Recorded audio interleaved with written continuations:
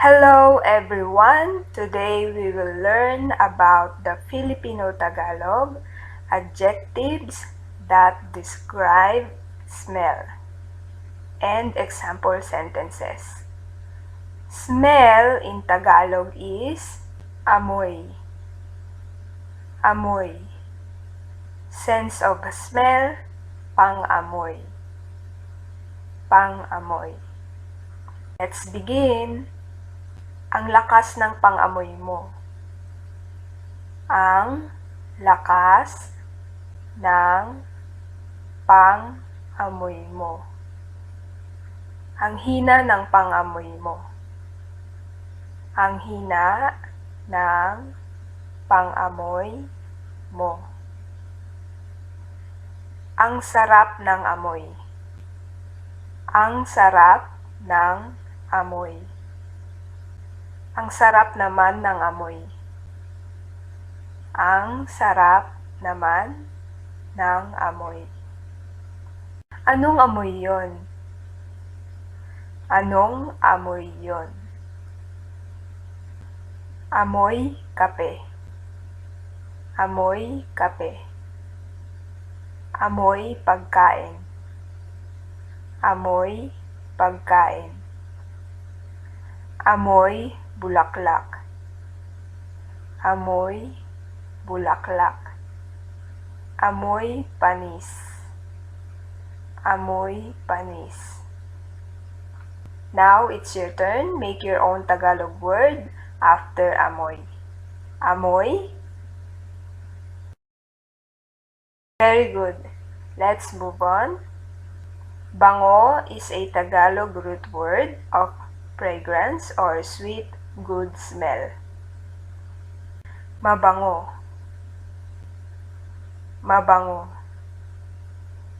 Ang bango. Ang bango.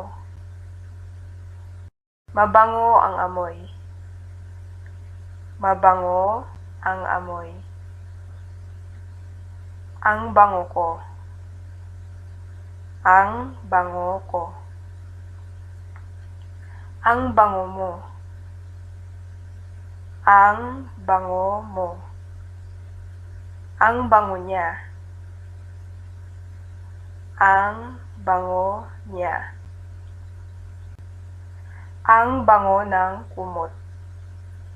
Ang bango ng kumot. Ang bango ng bulaklak. Ang bango ng bulaklak. Ang bango ng damit. Ang bango ng damit. It's your turn. Make your own Tagalog word after ang bango ng. Ang bango ng.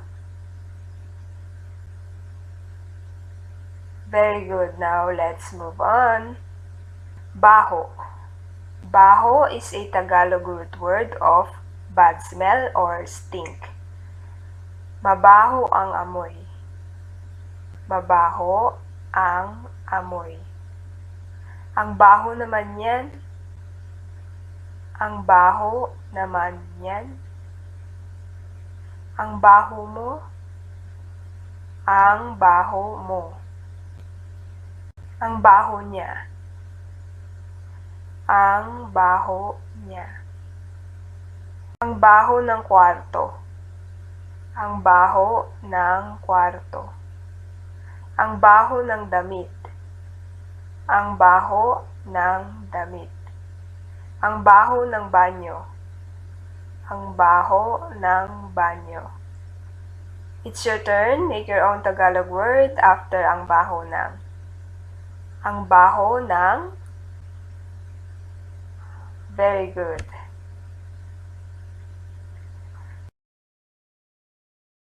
Nangangamoy.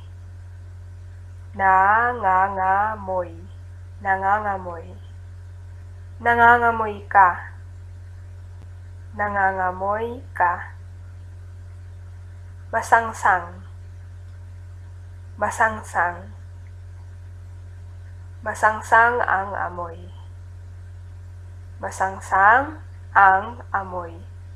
Mahalimuyak. Mahalimuyak. mapanghi,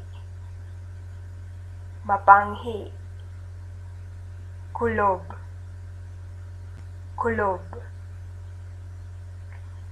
That's all for now. Thank you for watching. Have a nice day.